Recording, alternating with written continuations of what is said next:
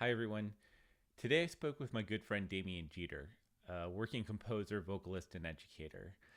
We talked about his compositional process, ways he's been able to find financial stability, the role all of us can play in the time of Black Lives Matter, and how he's navigating this pandemic. All right. Hello, everyone. Nate Zeisler here. I'm joined by my good friend Damien Geter, who I went to undergrad with just a couple of years ago, right? We just Yeah, back in the 90s. We were classmates, and I the thought late 90s. late. Thank you, late Yeah, 90s. Yeah. And I thought to kick off this series of interviews, I could think of no better person than Damien to start with, and I'm thankful to have you here. And I think to start, Damien, can you just talk a little bit about uh, where you are right now and what you're up to at the moment? I am in Portland, Oregon, which is where I live. I've lived here for 5 years now, and I am doing a lot of composing actually right now. Hmm. So that's where I am, both physically and mentally in the moment. Did you go to school for composition? No, I went to school for music education, and then I have my master's in wind conducting. Uh-huh. But I studied arranging with John Boyd Okay. at Indiana State, and that was not the beginning of my composition. I've always written things, right? Yeah. But just no one knows about them because it's a very vulnerable state to hand over a piece of music that you've written, you Absolutely. know. Yeah. And so it took me a while to get there. But slowly but surely, I would tell my friends in grad school, play this, play this, play this, and they'd be like, "Oh, this is kind of cool, actually." So I come to composition through really conducting, knowing how orchestras work and arranging and things like that. Yeah. So I don't have a composition degree. I've been contemplating getting a doctorate in composition, though. I'm still thinking about that. Interesting. Yeah. Yeah, I'm always curious about the different pathways that people take. I don't think you're a clear example of not needing a composition degree to be successful in composition.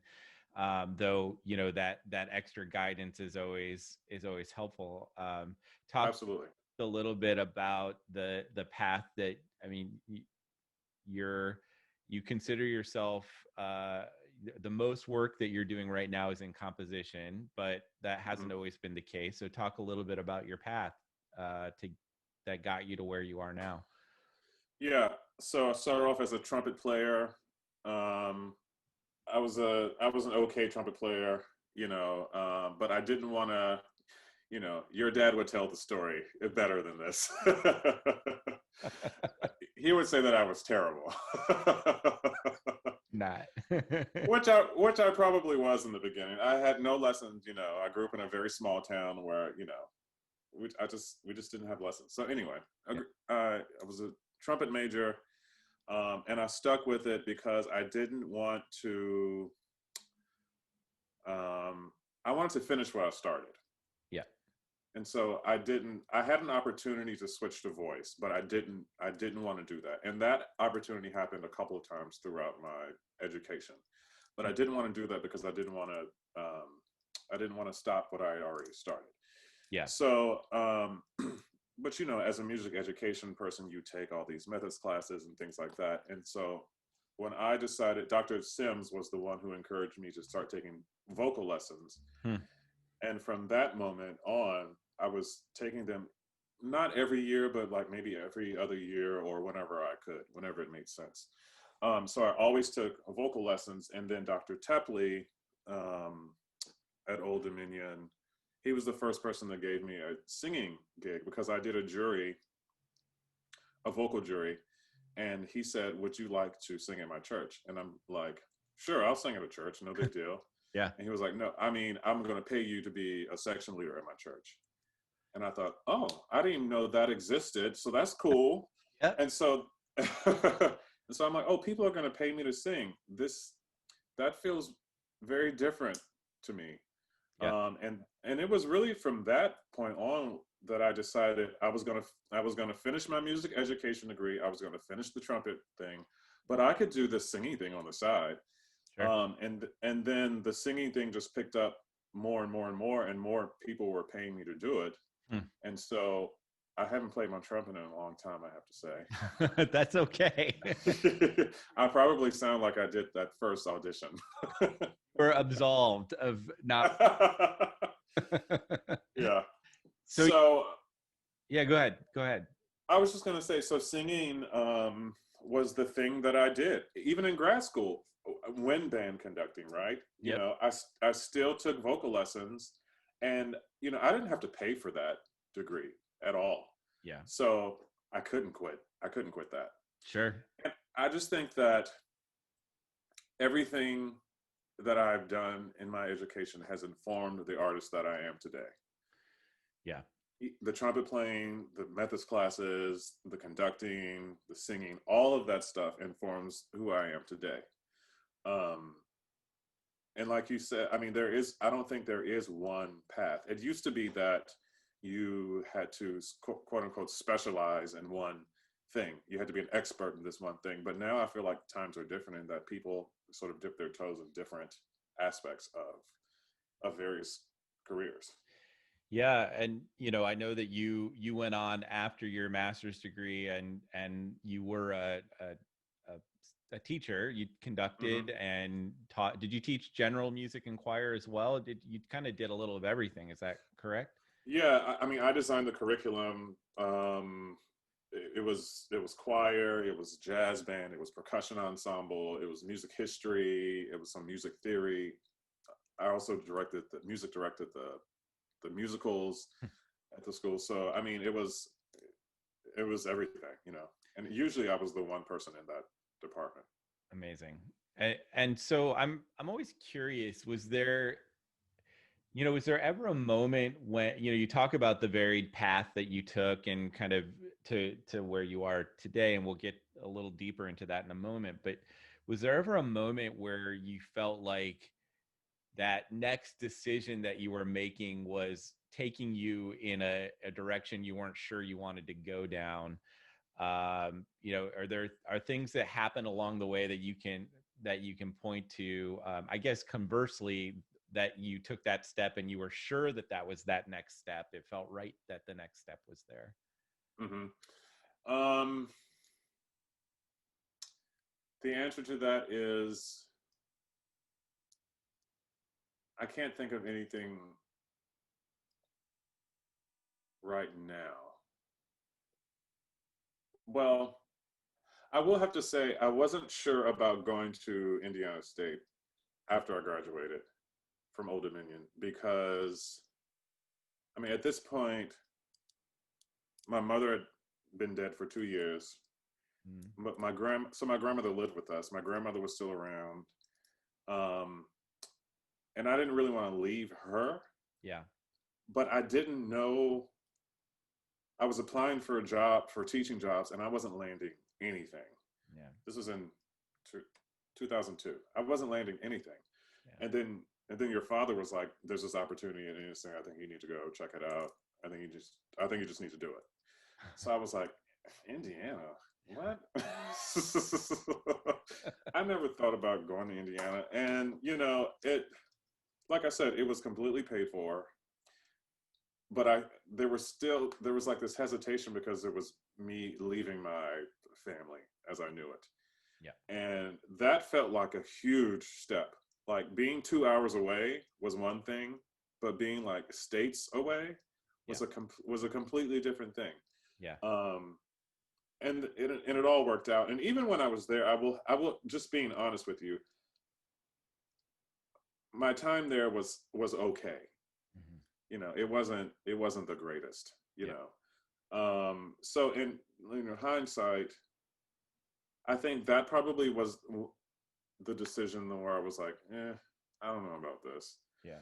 But it all worked out, because then I got a great teaching job, and I was there for 10 years, and then I was done with that, and then I moved out here. So I feel like, I mean, it went from this to this, to this, to this. Yeah, it kind of all came together. And talk Yeah. about what the inspiration was for making that move from, from Indiana all the way out to Oregon.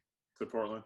You know, it's funny because before I moved out here, I believe in the law of attraction and like what you think comes true and all stuff like that. But before I moved out here, I was like, I kept saying things like, I'm going to go visit Portland. I wonder what it's like out there. I literally was saying this out loud. I was telling my friends, I don't know what it is, but I think I'm going to go spring break to Portland to go check it out. And while I was saying I was saying these things for weeks and weeks. And while I was saying that, this a job came open in Portland, and I was like, I'm going to check it out. So I started applying for it, and the application process was like, I don't feel like doing this. So I closed my computer like 2 or 3 times, and I was like, I'm not applying for this. Then I was like, just apply, blah, blah, blah. I applied, and make a long story short, my spring break was in Portland, but it was me doing an interview for this job. Yeah. So you took the job and you moved out, and you were in that position for 3 years, 2 years? I was in that position for 4 years. 4 years. Okay. And as you were out here, some things started to happen for you. Talk to me a little bit about what the last 4 years, 5 years has been in Portland, what that's been like. Yeah. This was the most important move that I've ever done. I had no hesitancy about moving out here at all. And I didn't know why. There was something that was guiding me out here. Like I said, I kept thinking about Portland for some strange reason. Yeah. And then when I got offered the job, I told my friends I'm moving to Portland, and they were like, well, you kept talking about it, so it makes complete sense. But a couple of things that I didn't realize, well, I knew that there were not a lot of Black folks out here. Yeah. And I knew that they had a thriving arts community. Mm-hmm. So one of those things is bad and one of those things is good. But I have learned to navigate white spaces, mm-hmm. Mm-hmm. Period. So I could get over that. But it's the arts community that I really wanted to kind of reinvent myself. Yeah.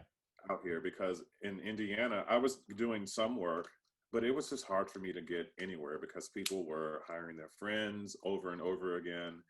And, I was singing some, but it was not to the degree of which it is at this moment since moving out here. And it wasn't, and I'm not trying to sound like hiring myself or anything like that, but I knew I had the talent to do it, but for some reason it wasn't happening there. So I thought that if I moved, this was a great opportunity for me to reinvent myself, as it were. So yeah, this move it's been really, really great. That's amazing. And you moved out, you took a position teaching for 4 years. And after that point, there was a point at which the teaching and the other work that you were doing was no longer tenable. Yep. Talk a little bit about that. What was going on? Man, Viola Davis did an interview with 60 Minutes. Have you seen this clip? No, I have not. She talks about being, she talks about imposter syndrome. And I completely identified with this clip for a lot of reasons. But one of the things she said was, yeah, I'm the artist who would take a 4-hour bus ride from New York to Massachusetts one way, 4 hours one way from New York to Massachusetts to go do a rehearsal and then turn right back around. Yeah. And that was the life that I was living. I would drive from Portland to Seattle, go do a rehearsal. I would drive back that night, go teach in the morning, and do it again. Oh my gosh. That's the life I was living, because I felt like with each gig that I was getting, it was like a little bit bigger and a little bit bigger and a little bit bigger. So I was like, yeah, I just got to do this. I just got to do this. I don't have kids. I don't have a partner. I don't have any of these things. I do have a dog, but she's fine. So I just need to do it. I just need to do what I need to do to work it out. Yeah. But at a certain point, you can't do that anymore. I'm getting older and I don't want to be on the road for 6 hours to go do a 2 hour rehearsal, Yes. you know. And then another thing that happened was the Metropolitan Opera wanted me to do a small role in one of their shows. Yes. So at that moment, a lot of things started opening up. Talk to me a little bit about that. Let's just go on a little aside here, but talk about the Met experience and how that came to be, and what doors that did open up. Yeah, so I sang in Porgy and Bess with the Met. I guess it was last year now. I knew that this was coming up with the Met, and I did the same role with Seattle Opera like a year or two before that. So at that time, I didn't have an agent, but I knew somebody who was interested in signing me, but just for whatever reason couldn't do it.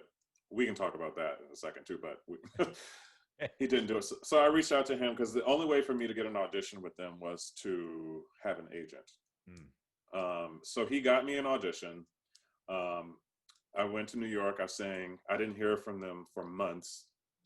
So I was like, okay, no big deal. It's the Met. Yeah. You know. and then they wanted me to, offered me the role. So I took it, obviously. And then I took a half of a year off from work. And then I was like, you know what? I'm done. I'm done with teaching. I need to do this while I'm here. In this, while I'm getting all this work and stuff like that. So, I mean, that opportunity got me management for sure. While I was in New York, I got management, which makes things so much easier. You know, instead of me hustling and like emailing agents and emailing opera companies, like he has all the connections and he'll do all that stuff for me. If a company send him, what they plan on doing in the season, and if there's something appropriate for me, he'll like put my name forward. So it's so much easier that way. I mean, that was the number one thing. The other thing was I got to spend some time in New York because I had this love-hate relationship with New York, and people are always like, well, would you ever live in New York? And I'm like, I don't think so. Yeah. And that time for me, that time that I was in New York, it allowed me to figure that out. Yeah. And it was true. I don't want to live in New York. Yeah. I don't mind going to visit and like spending chunks of time there, but as far as living, I'm not going to be able to do that, Yeah. And of course, when people see that you have the Met on your resume, no matter how big or small, I mean, I say that I have like a paragraph to sing, which is pretty good. Yeah. I think on the Met stage. But when that's on your resume, I mean, it opens up so many doors. Sure. Absolutely. So when you took that amazing gig and you left your teaching position, I'm curious about the financial implications of allowed you to make that decision. There's obviously the pay that came in from the Met. Were there things that were kind of helping you make that decision? Everything, the money was the biggest thing for me. Yeah. And this is something that I've been thinking about and planning for years. This is not like, okay, next year I'm gonna quit my job and blah, blah, blah, blah. Yeah. That's not the type of person that I am. I mean, I was a teacher for 15 years because I did not want to give up the money and the benefits and all that stuff. Yep. But then I got to a point where I sold my house. Well, that's okay. I don't mind. Actually, I was having this conversation as an aside. Like, we need to talk about money in the arts because absolutely. One, people don't know how much you make. Yep. And if you go and do an audition and somebody gives you an offer, you don't know if that's a good offer or not. Totally. Yep. So I think talking about money, this is I'm just going to do this. I think in the Black culture, it's a little bit taboo to talk about money. How much did you? Yeah, maybe it's an American thing. It could just be an American thing. Yeah. But I sold my house, so that gave me some money. Yep. And I just had a big commission, so that gave me some money. Yep. So that was the time for me to say, all right, I can't think of any other reason for me not to do this. Yes. So the trick of it is to maintain that balance. right, or somewhere close to it. Yep. And I've been able to do that with these commissions and things like that. And you have to plan your health insurance. That's something that is a non-negotiable. So I literally pay my entire year of health insurance, so I don't have to worry about it Wow. up front. Yeah. Because that's something that I just, given my family history and things like this, it's a non-negotiable for me. Yep. I can't be running around without health insurance. So I took care of that. Um, I have enough money saved. I have more than 6 months saved Yep. for a rainy day. You know what I'm saying? Yep. So, I may make a lot of money one month. I may have a month where I make $10,000, and then the next 2 months I may have nothing coming in, but I have enough that will take care of that. Yeah. So I think that's one of the biggest challenges to our field, that kind of feast or famine mentality, and especially if you're in your 20s. Imagine you making the decision to move to Portland in your 20s. You could have done it, but your ability to be comfortable and pay for health insurance, those things might have been a little bit more challenging if you didn't have that cushion that you spent all of those years working to build up. And I think absolutely. that's a huge point that is super important for artists, and really honestly anybody who is, if you take it a step higher, anybody who's trying to make work happen in the gig economy, which is where most of us want to be. And the other thing for me that's so interesting about your path and career is that because you put that time in for 15 years teaching, it allows you put that sweat equity in first. I mean, I know you enjoyed teaching, and we've had a lot of conversations about you enjoying teaching, but you are doing your life's work right now because you took those 15 years and lived beneath your means, and we're able to save, and you're living in a lesser expensive city than New York City now. All of those things I think are incredible factors that have allowed you to get to the point where you are right at this moment. So I think it's pretty great to hear and to know that is a viable pathway for people who are interested in taking this route. Absolutely. I do. I think that I think time and experience. I mean, it probably sounds like a cliche, but I do think both of those things allow you to plan for,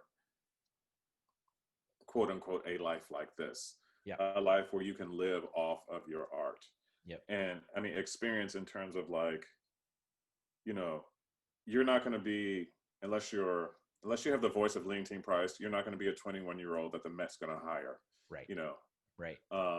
So you get that experience, the voice matures and all of these things, and then you start getting these type contracts, and then that just adds to your resources and allows you to plan better and things like this. Yeah. And I have not purchased a home here, just because the housing market here is ridiculous. I do rent my place. And so some people might be like, well, why don't you buy a home? I mean, that is an investment. I could buy a home if I wanted to. I'm just choosing not to. I think there are pros and cons to that, but we can talk about that. Yeah. I completely agree. I mean, when you're in an expensive housing market, especially, to have all of that equity tied up in the home itself, that can be restrictive, especially for these high cost of living cities on the West Coast and up in the Northeast. I actually, it's interesting because you talk to your parents or grandparents, and that is the expectation that you own a home, and that is for so many, that is the sign that you're stable and successful. But I think that I'm not sure I don't believe that. I don't believe it. It's not the case anymore. I think to have, let alone the fact that if anything goes wrong to your place at this moment, you don't have to take care of it. Somebody else, Exactly. you're somebody who owns a place is on the line to make sure it's working. So Yeah. well, so all right, so you le- left your teaching position. You had this amazing experience at the Met, um, and that takes us up to January. What happened? What happened in January? what what what went on? Though I know, obviously the pandemic has been just a crazy game changer for so many people. Yeah. What's been going on in your world for the last 11 months since that experience at the Met? So we finished our show in February, Yeah. actually, and this was before we knew anything. Right. Actually, I was talking to somebody and I was like, did I have COVID? Because there was a moment where I was not well. I know. I wondered. The lines are a little blurred in terms of Yeah, actually came into this country, so I don't. right. Yeah. But anyway, so we finished in February. I came home. I was supposed to do Tosca down in Eugene. We were in rehearsals. We did our final rehearsal on March 12th. Oh. And that evening, I was driving home for whatever reason. I think we had the day off the next day. The governor shut everything down. And I kept waiting for it to happen. And I kept asking people, and they were like, no, we're going to be fine. We're going to be fine. We haven't heard anything. And then everything was shut down. Yeah. And I lost. I was supposed to do a gig with the Oakland Symphony. Canceled. Tosca got canceled. I had a couple of Beethoven Nines in Richmond. Canceled. I was doing the Brit Festival. Canceled. Yeah, those were my big ones. But I had this other thing. I had composition. Yeah. I don't want to say I fell back on it, but I had that to offer. Yeah. Well, yeah, and so just like the path, that path that you've taken. We started this conversation talking a little bit about composition, but talk to me about this path from you showing little sketches and compositions to your friends in grad school to where you are now, which is a pretty robust commission schedule, right? You're Yeah. pretty busy these days. Yep. I do think that part of it is that there's a new awakening in the classical music world where people finally want to hear the voices of Black people. Mm-hmm. And so I think that has something to do with it. I do think that I'm thinking about my commissions right now. Yeah. Actually, the commissions that I got aren't really, they were before the pandemic. Okay. With the exception of one. I got the Washington Chorus commissioned me to do, well, anyway, let me answer your question first. So I see myself as having two voices, my singing voice and my composition voice. And then, so when 2016 happened, and 45 came into our lives, I didn't feel very good about that. And it was just after a shooting, and I can't say that I remember who it was, and I'm sorry about that. But the world was just weird. It was in a weird place. Yes. And I just finished doing a bohème. For some reason, in 2016, I was doing a lot of La Bohèmes. I don't know why. It was a Puccini year or something like that, but for some reason, Colline was in the house. All right. So, but I felt incomplete because I'm like, I'm just singing this dude's music. I keep singing the same music over and over again. I feel like it's not having any kind of effect. I mean, people go to the opera and they feel some kind of way about it, and that's fine. But it wasn't really doing anything for me, and it wasn't saying anything. And that was my biggest complaint. So when I looked at myself as an artist, I was like, all right, it's time to break out this staff paper and this pencil and this pen because I have ideas that I've had for years that I just haven't had time or just hadn't written down. Yeah. So I wrote a piece called An African American Requiem, which will be now it will be premiered in May of 2022. Um, And it was set to be premiered last spring, right? It was yeah, May of this year. Yeah, this year. yeah, Slight delay. No big. yeah. I mean, we had a couple options, and the other options still felt too soon. Yeah. So this was the safest. This was Yeah. the safest bet. Good. So I wrote that and got a lot of press for that. No one has heard a note, but they think it's just a great piece, and I'm like, y'all haven't even heard it, but that's fine, whatever. Good. I've sent it to a couple of conductors have requested it, and well, more than a couple, and I've sent it to them, and they all seem to really love it That's and want to do it. They want to do it after the premiere. But anyway, so I wrote this piece, and that was kind of what I was known for, a piece that no one has ever heard. No one has heard yet. And so it was really through that piece that got me notoriety as a composer. Although I really had nothing. I have pieces, but I had no recordings or anything to offer anybody. I'm like, but when your name's attached to the Oregon Symphony and Residence Ensemble and these folks like this, people take you seriously. Yep. So I was like, okay, well, maybe I should just go ahead and put some things together. So I did.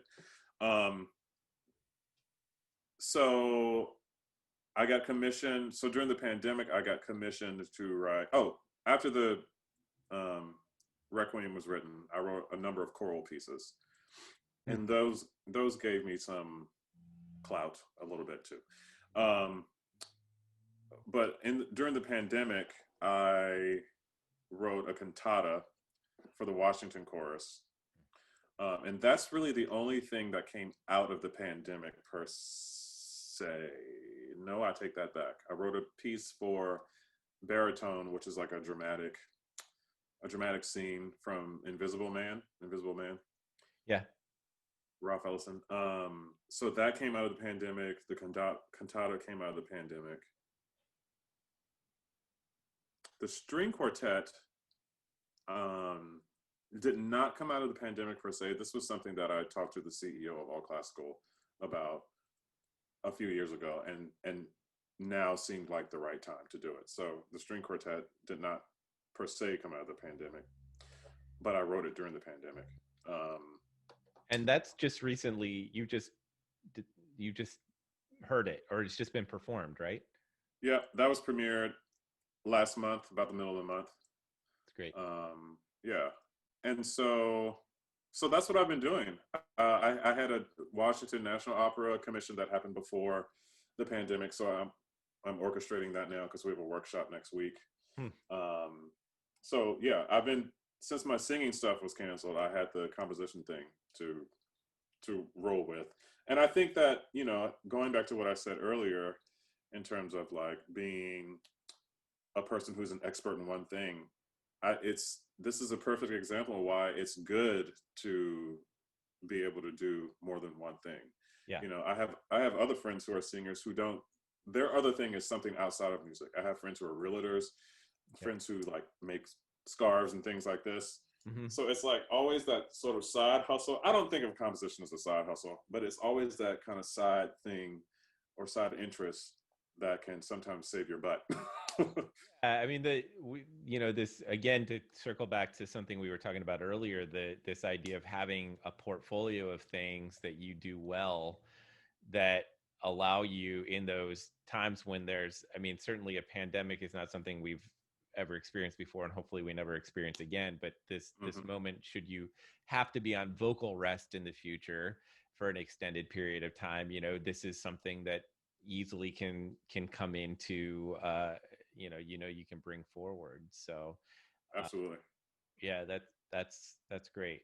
Well, so talk to me a little bit about what the pandemic, I mean, this has been there's been a number of things in the pandemic, the loss of work, obviously a big one on a personal level, but then there's the such such so many things happening on a societal level in this country, and to have a pandemic on top of it, or the societal stuff on top of the pandemic. I'm just curious about, where your head has been, what the last 8 or 9 months have been like for you.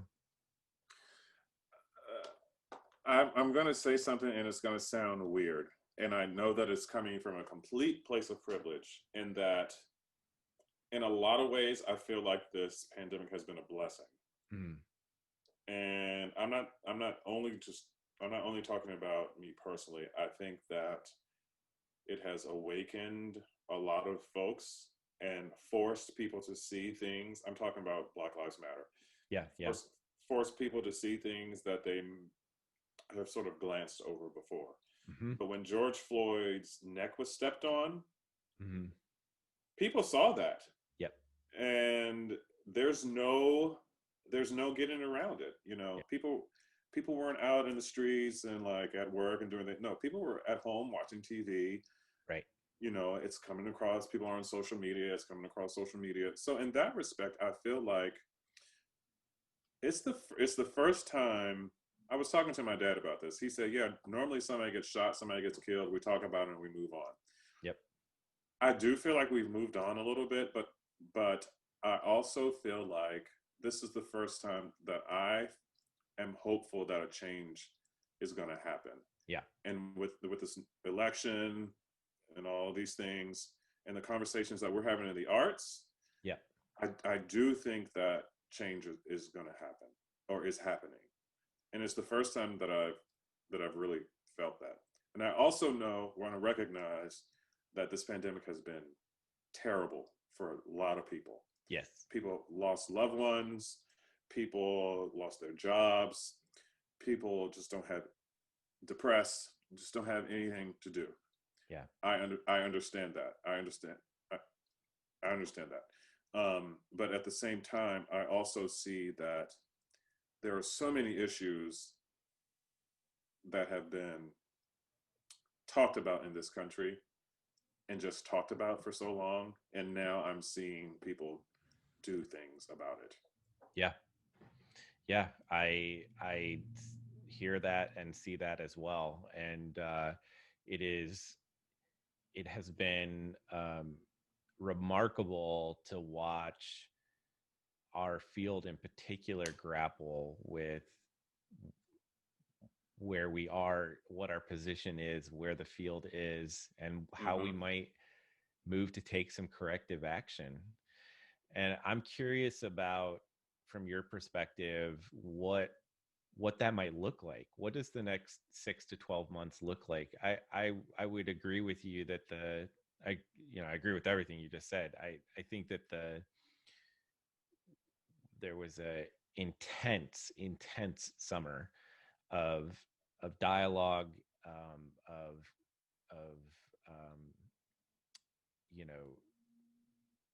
marches, of things coming up, coming up to a head, and we're beyond that moment in some ways, but in other ways it's still very much there. And that's what gives me personally some hope that there's actually going to be change, because it's still in the conversation, and there are still people who are fighting to make the changes that are necessary to move forward. Of course, on the flip side is that there is that pull to say, well, let's evolve back to where we were. I don't think we're going back. I think we're, it might be a little clunky going forward here, but I think we're going to continue to move forward. I'm curious, like, where's your head with that, and what do you see happening? What do you hope for? Yeah. So I saw this as two scenarios. I could see arts organizations having gone through the pandemic and having lost ticket sales and blah, blah, blah, blah, blah. I could see them saying, okay, well, we need to get people back in the hall. So Brahms it is. Yeah. I could see that. Yeah. And I could see the other side of this where people will say, actually, this is a really good opportunity for us to redo our thinking Yeah.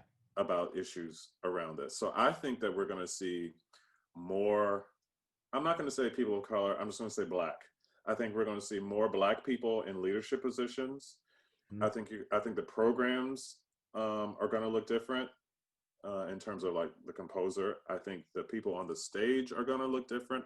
That's what I hope. Now, you said 6 to 12 months. I don't know what's going to happen in 6 months. We'll probably still be in this. Stop. Don't say that.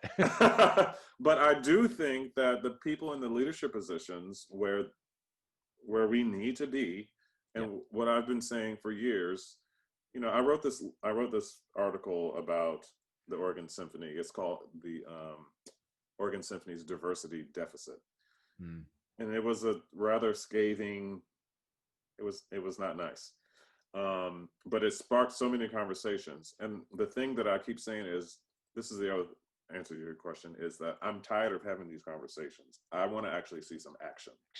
Yeah. Like I don't want to talk about this unless there's going to be action at the end of this. Yeah. You know, and so I know that there's an organization in town that's a big arts organization that always talks about steering the ship. It's a big ship and it needs to steer slowly. Well, why does it have to steer? First of all, it's not a ship. So let's stop using that analogy. It's not a ship. So quit it.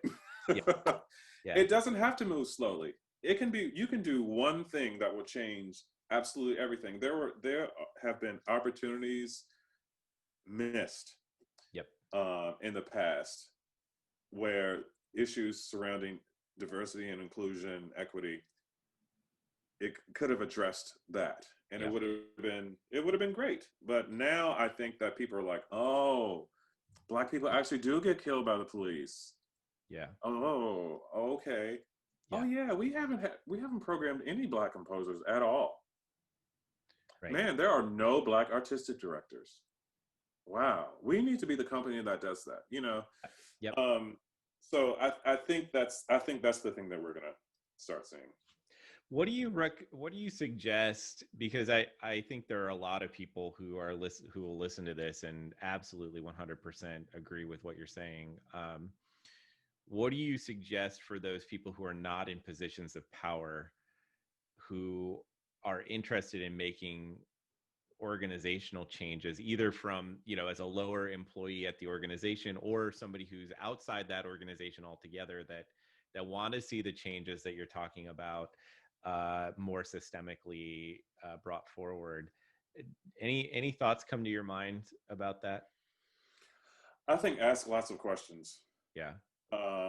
I think that there are rules in place that are stupid, and I think that some of these rules keep other people down. I think asking lots of questions like why, like I'll give you an example. I don't know if I can give you this example. It's okay. I'm just going to give it to you anyway.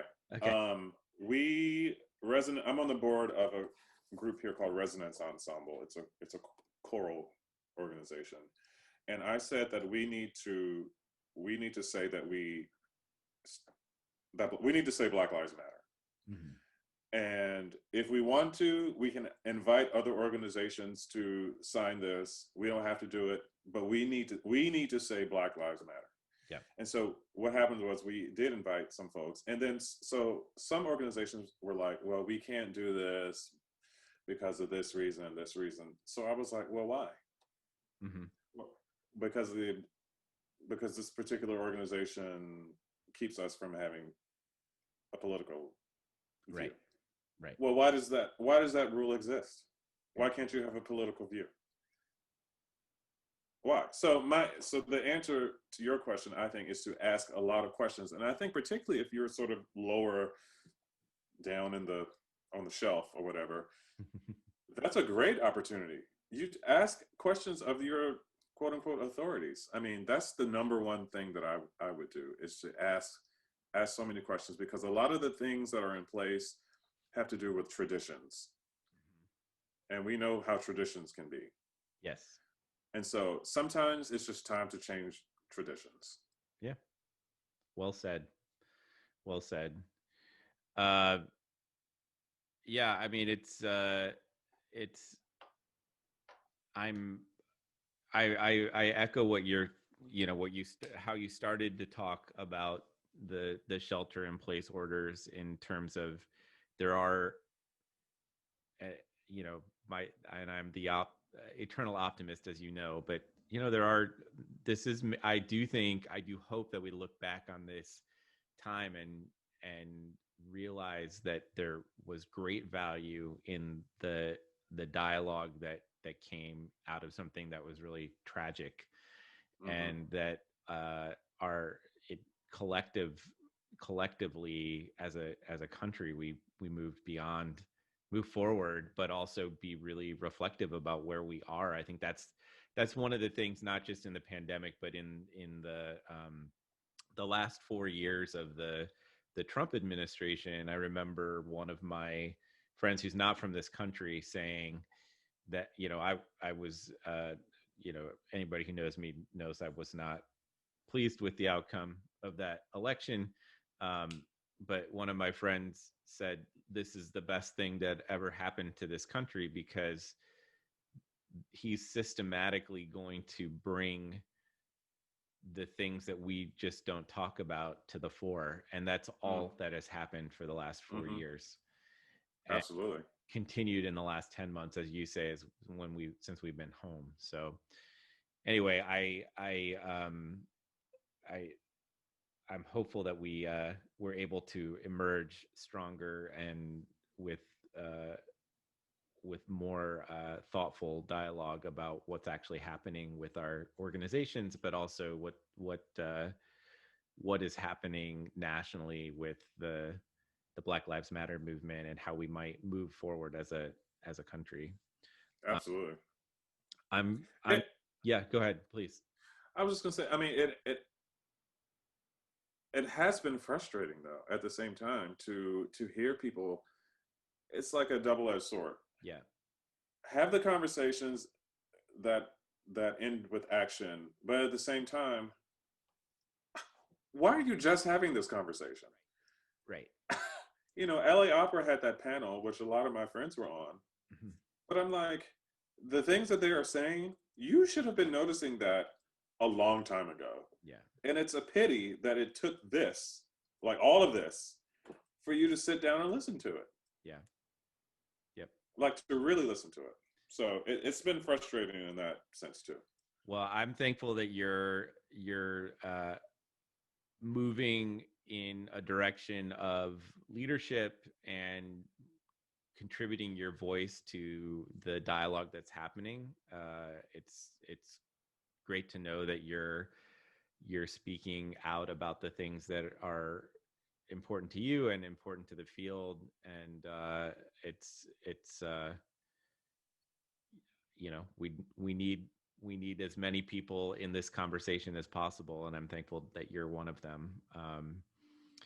I wanted to ask you one more question before we break, and that's just what with the highs and the lows of the pandemic, what has how have you been, like, from an emotional standpoint, how have things been going for you? For the most part, things have been uh, good. Um, and I'm speaking from a place of privilege in that I've had work to to keep me going. I had something to wake up, look forward to, and things like this. Yeah. But there are also times where I just get very lonely and like, because this is a lonely profession, pandemic or not, Right. right? If you're writing, you usually lock yourself in a room by yourself and you're scribbling things down. Or if you're on the road, you're like in your hotel room waiting for your rehearsal to start for the Sure. most part. Yep. So there have been times where I've felt the the strain and the loneliness of this all. It also gets dark here very early. That adds to it. The sun goes away about this time of year and never returns. Although this so far it's been fine. Yep. So I think that I've been emotionally fine. with moments of sort of sadness. Yeah. um, and that mostly has to do with, I don't know what it has to do with. I think sometimes I get sad for the world Yeah. in a way, and I know that that's like too much for one person to take on. I Yeah, but I do feel hopeful now, especially now that we have another president coming in. Yes. Yep. I know I was thinking today that, we are on the other side of this pandemic. It may be, you know, it may be another 9 months before we, like you and I, get a needle in our arms with the the vaccine, but Hmm.